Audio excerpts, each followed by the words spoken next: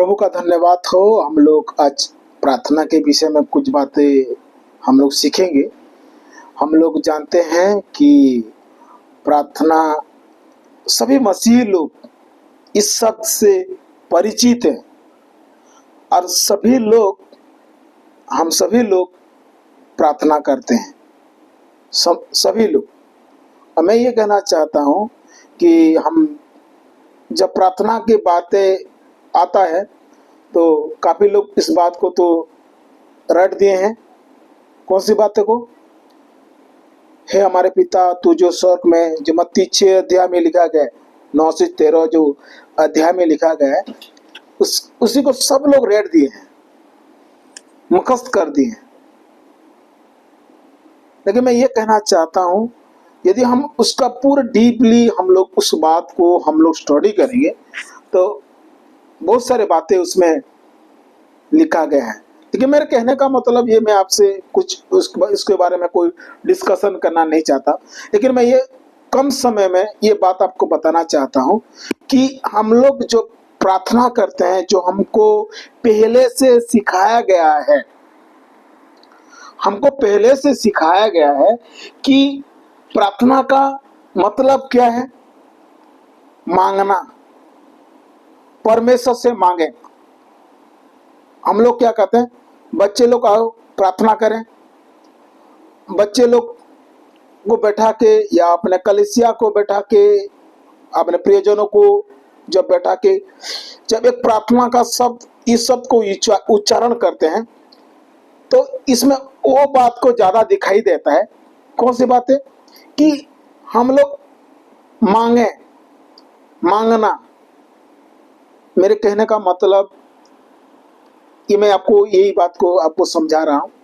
प्रार्थना का मतलब मांगना नहीं है मेरे भाई, मेरे प्रिय दोस्तों, मेरे भाई। प्रार्थना का मतलब परमेश्वर की उपस्थिति में जाकर बैठ जाना और उनसे सुनना। और एक शब्द से मैं बताना चाहता हूं, पर प्रार्थना करने का मतलब यही है कि हम उनके साथ बातचीत करें। किसके साथ? परमेश्वर के साथ हम लोग बातचीत करें। वो कहे हम सुने, हम कहे वो सुने। ये तो प्रेम वाली रिश्ता है।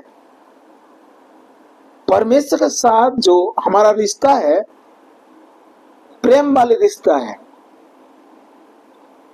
प्रेम जो उसने हमको किया है, क्या करें? हम भी उसको प्रेम करें, उससे उसके सम्मुख में जाकर क्या करें? बैठें और सुने। मैं ये नहीं बोल रहा हूं कि प्रार्थना में आप ना मांगे, नहीं, ये नहीं बोल रहा हूं आपको। आप मांग सकते हैं क्योंकि वचन में लिखा गया, लेकिन मांगे क्या उसके बारे में हमको नॉलेज नहीं है।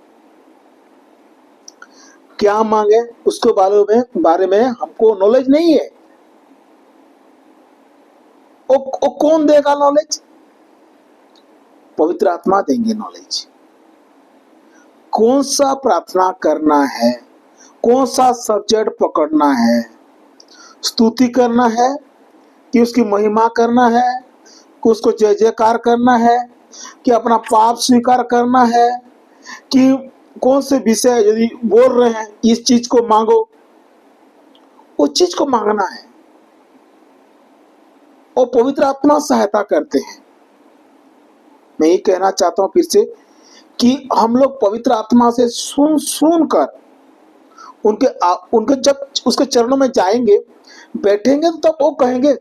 हम लोग को क्या करते हैं? हम लोग जाते हैं, अपना मुंह खोल देते हैं और अपना मुंह चलाते रहते हैं, अपना मुंह चलाते रहते हैं।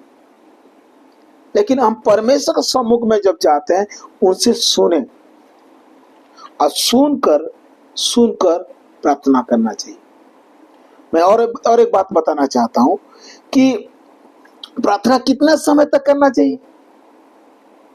पहली बात तो हम लोग देखा कि प्रार्थना कहने का मतलब ये है कि हम उसके सम्मुख में जाके चुपचाप बैठना है और उसके चरणों में सुनना है।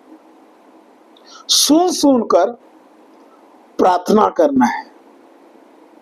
जो परमेश्वर बोलेंगे उसको हम सुनेंगे। लेकिन कितने समय तक प्रार्थना करना करेंगे हम लोग?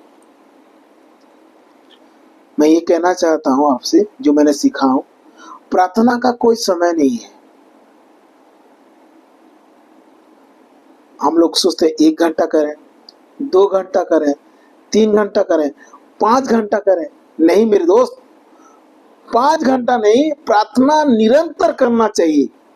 निरंतर उसके उपस्थिति में बैठना चाहिए, निरंतर उसके उपस्थिति में सुनना चाहिए, उससे सुनना चाहिए।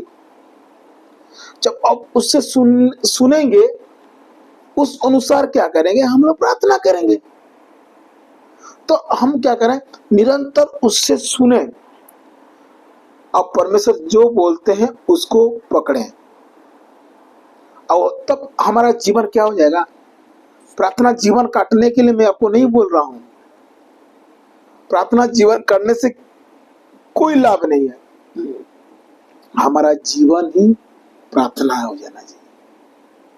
हमारा जीवन ही प्रार्थना हो जाना चाहिए। प्रार्थना जीवन काटने के लिए, जब हमारा प्रार्थना जीवन काटते करते करते करते हमारा जीवन ही प्रार्थना हो जाना चाहिए। क्योंकि हम उसके सम्मुख में जब जाते हैं, हम निरंतर उसके सम्मुख में जाएं और क्या करें? उससे सुने, और उससे सुन कर क्या करें?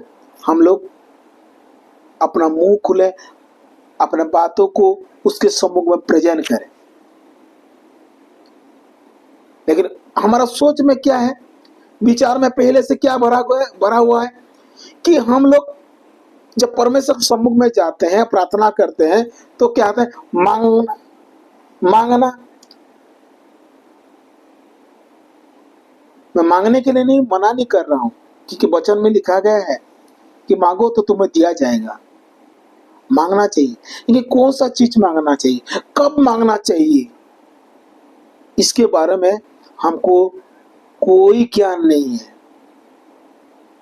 बस वो ज्ञान प्रभु ही देते हैं। हम प्रभु से सुने और सुन कर उससे क्या करें? मांगने से प्रभु तो दे देंगे, मैं ये बोलना चाहता हूं, लेकिन आपका प्राण सुखा देंगे। क्यों? क्योंकि हमको कौन सा प्रार्थना करना है, कौन सा मांगना है, कौन सा चीज मांगना है, उसको हमको खुद ही नॉलेज नहीं है।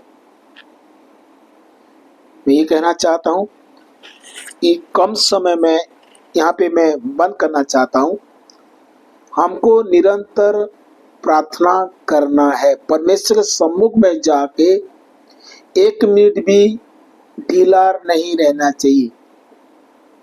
हमको उठते समय, चलते समय, बैठते समय, सोते समय, हर एक समय परमेश्वर को उपस्थिति में रह के हर एक कार्य हमको करना चाहिए। मैं ये बातों को जब मैं सीख रहा था, और ये बातों को मैं आपको इसीलिए मैं प्रेजेंट कर रहा हूं कि हम लोग सब लोग ऐसे ही करें और परमेश्वर के सम्मुख में बैठ के उससे सुने। उससे सुनना ही क्या है? प्रार्थना है। आमीन।